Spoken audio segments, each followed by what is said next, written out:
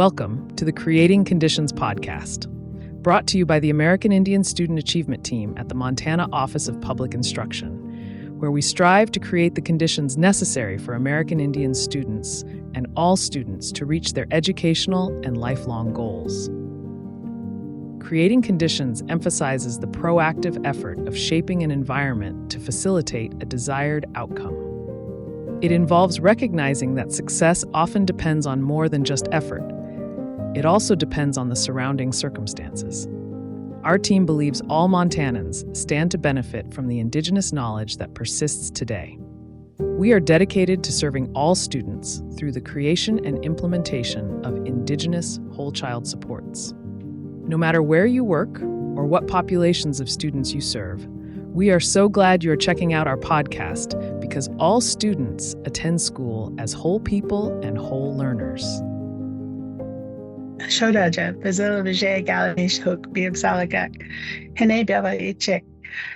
It's a good day. My name is Watches the Buffalo Go By. My American name is Crystal Hickman, and I am a member of the American Indian Student Achievement Team at the Office of Public Instruction. Glad to be here. And I'm Michelle Henson. I'm also an American Indian Student Achievement Specialist at the OPI. And we are kicking off our first effort at creating a podcast. And thank you for checking it out. And thank you, Crystal, for being brave enough to dive in this endeavor with me. So today, with our first episode, we're going to be exploring what's legislatively called the achievement gap, but something we commonly refer to as the opportunity gap that American Indian students experience in Montana. And so when we talk about the achievement gap, what we're referencing is when you chart the academic achievement levels of reading, mathematics, science, whatever area you're talking about, when you chart the achievement level of non-native students compared to native students, you see a gap where non-native students are achieving at a higher level than our native students in most of those areas, all of those areas that we look at academically. And so that difference between the the non-native achievement level and the bottom achievement level is what we refer to as the achievement gap. And so here's a few stats to just kind of drive this point home. So graduation rates for Native students attending school on or near a reservation in 2023 was at 67%. So 67% of students were graduating in 2023, compared to non-Native students attending schools not on a reservation, whose graduation rate was 88% in that same year. What's interesting about these data points is they're consistent for both Native and non-Native students, regardless of where they attend school. So for Native students attending school on a reservation, as I mentioned, their graduation rate was at 67%. But for those Native students that were attending school off of a reservation, their graduation rate was at 68%. So very similar graduation rate, regardless of whether they were attending school on or near a reservation. And that same is true for non-Native students. So again, non-Native students attending school off of a reservation in 2023 graduated at a rate of 88%, compared to non-Native students attending school on a reservation who graduated at a rate of 91%. So non-Native students attending school on a reservation had the highest graduation rate of all those four groups, while those Native students attending those same schools in those same areas on reservation had the lowest. And so it's interesting to see these data points and see the consistency across data points, regardless of where students attend school. And that's the data we're going to dive into today and kind of talk about, reflect on, think about why we see these patterns.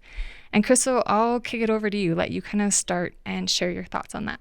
What first comes to mind when I hear that is that achievement gap is, I absolutely can't believe that our kids are not capable of achieving at the same rates as non-natives. So I mean, I guess that's a given. But the one thing that really stands out to me is that no matter whether an American Indian student is on the reservation or off the reservation, their graduation rates are the same. And the same is true for non-Native students. So essentially, our non-Native students on the reservation are actually doing a little bit better than those who are off the reservation. And that for me says a couple of different things.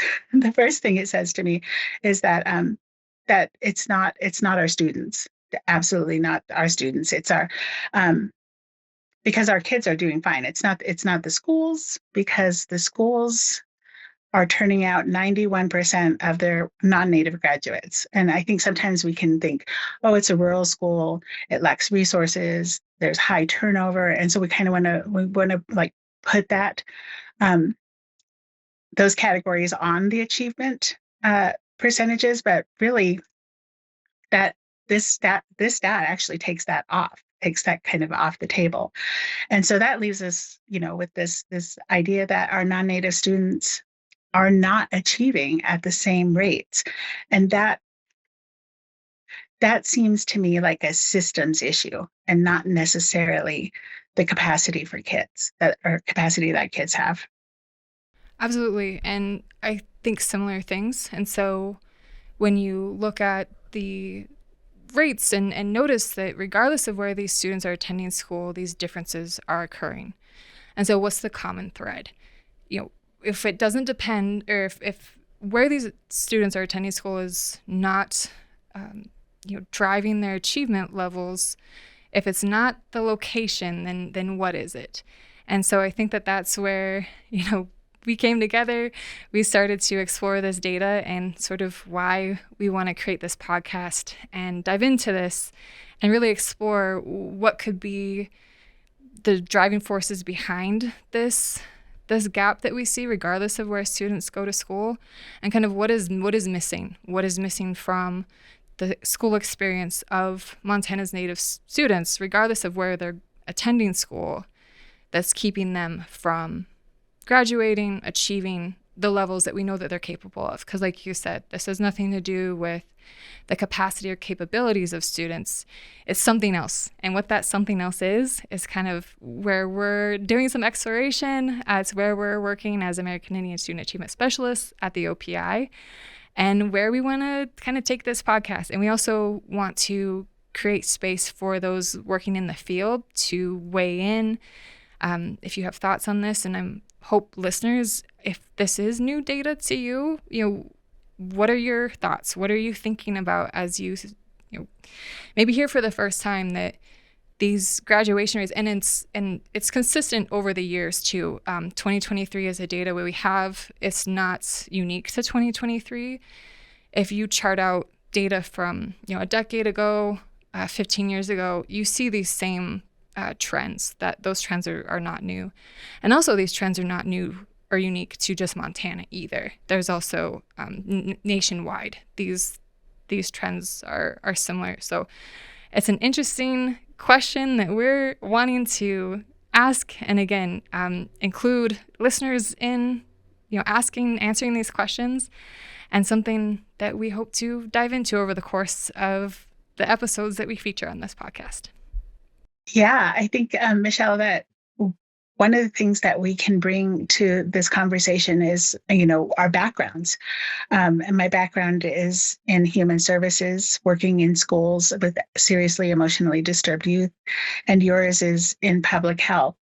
And if we think about the American Indian achievement gap, I mean, this has been documented for decades now. When you say it's not new information, it really is decades-long information since we started measuring it, in fact. And so we've tried, so many things have been tried. So many tactics and strategies, curriculums, supports have been put in place. And so one of the, radical things we decided to try is, let's see what it means to cultivate our kids by creating the conditions that they're growing in. And you actually drafted our mission statement. Excuse me. And I absolutely love that. And I think that's why we decided to go with creating conditions for our podcast title, because that's what we're doing. We're not trying to fix our kids or fix our schools. We're trying to help create those conditions where our kids can really thrive. Yeah, thanks, Crystal. And absolutely. And I think you made this point earlier, and I think it's worth repeating. But I think often a knee-jerk reaction to looking at some of the achievement data is to think there's similar things that all rural schools, experience, that, teacher shortage, staff turnover, maybe under-resourced, things that a lot of schools in Montana and those rural areas experience. But then when you compare the data to those urban settings and you see the similarities, you begin to, those potential reasons for that gap start to dissipate, because those conditions are not the same as what's happening in our urban settings, but we see the same result. And so absolutely, thinking about the places that our students attend school, those environments, and how can we make sure that those students, whether they are attending school on or near a reservation, or if they're in our urban areas, what are those things that we can add to the environment? Again, those conditions, saying that broadly, where can we add some value so that we can really, help these students and the educators who serve them, achieve at their maximum potential? My thinking, like my major thoughts around that whole concept of creating conditions, brings to mind topics that we hear about every day: school climate and school safety. We talk about, teacher relationships. One thing that we hear a lot of is the whole child, but we don't really necessarily know how to fit that into our education system as it is. And so that's one of the areas where I think that you and I can be really helpful to the schools that we support. Is how does it look to support a whole child? How does it look to see the child as more than just a learner, but a human being who has context and conditions of their own? And a point that I've heard you make, Crystal, too, is also seeing our students as not only whole people, but also as members of the families that they are a part of, the communities that they're a part of, the tribal nations they are a part of. And how do we consider also serving, a whole child when we consider those facets of them as well, their relationality, the people that they are close to, and that bidirectional influence that they have on each other.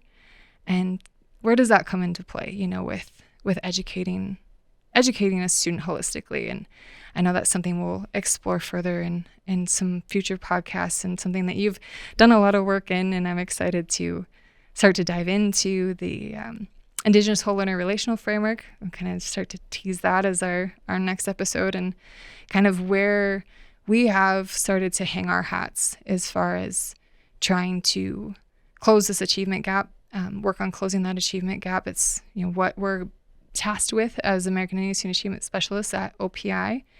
And I'm excited to, as we move forward with our future podcasts, start to dive into that and start to tease out what that could look like. What does it look like to be holistic in our student supports, and really understand what students, all students, but especially American Indian students, when we talk about whole child and holistic approaches, what all does that really entail?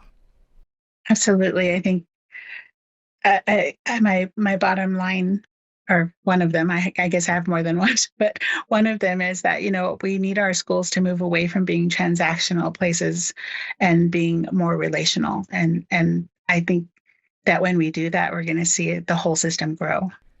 Well, great. Well, and I think now might be a good time too to kind of talk about the vision, the bigger vision of this podcast. So again, thinking about creating conditions, thinking about holistic approaches, but we also want to highlight those amazing things happening in some of our schools that don't always get a chance to have the spotlight shown on them. We know there's some innovative things happening, some amazing people doing amazing work. And so in future episodes, we really want to bring on some more voices. We want to hear from people from the field. We want to talk to students. And so we have some people in mind, but we also would love to, as people start to listen to this podcast, reach out to us, and don't be shy. Now's a great time. If you are doing something that is working and you think other people should know about it too, we would love to feature you as a guest or highlight you in some way, because we want to feel like thought partners with you.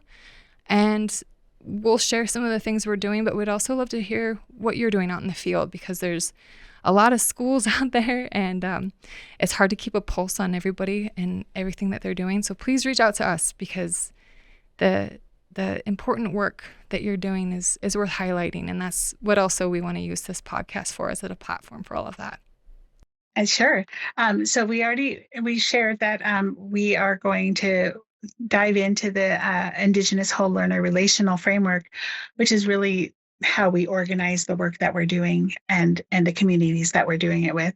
But there are other things that we really, really want to hit on. Some of that I know we talked about yesterday was incorporating some information around historical resilience, something that is often called historical trauma. We also we have Michelle's project that has been going on for a couple of years now, the Indigenous Morning Greetings Project. There's areas that we can explore and include things like what does it mean to be resilient? What is the impact of sports on our American Indian kids or kids in general? There's some really interesting work going on right now around seasonal rounds, and really incorporating some of those seasonal rounds into all the work that we do. And then my baby, the thing that I'm very passionate about really is about how do we teach our students to build communities, and we use a lot of restorative practices in that. And I am looking forward especially to that conversation, just because, we need those spaces. Our kids need those spaces to just visit and build community. And so again, our next episode, we'll start to introduce the Indigenous Whole Learner Relational Framework, which is a beautiful piece of work and a collective piece of work that Crystal's been stewarding, and we've been presenting on it. So it may not be new to everyone who's listening, but I'm excited to share that with anybody who has not been exposed to that framework before. And again, it's really foundational to the work that we're doing as student achievement specialists, American Indian student achievement specialists, and it'll start to drive some of our future episodes, along with whatever we start to hear from the field. So stay tuned, and thank you for checking this out. We're really happy to be on this journey, a podcast journey, which is new to us, and we look forward to moving forward and doing everything we can do to support our American Indian students and all students in the state of Montana. Thanks for listening to the Creating Conditions podcast from the American Indian Student Achievement Team at OPI. If you enjoyed this episode, please follow, share, and leave a review. And keep joining us as we work to create the conditions every student needs to thrive.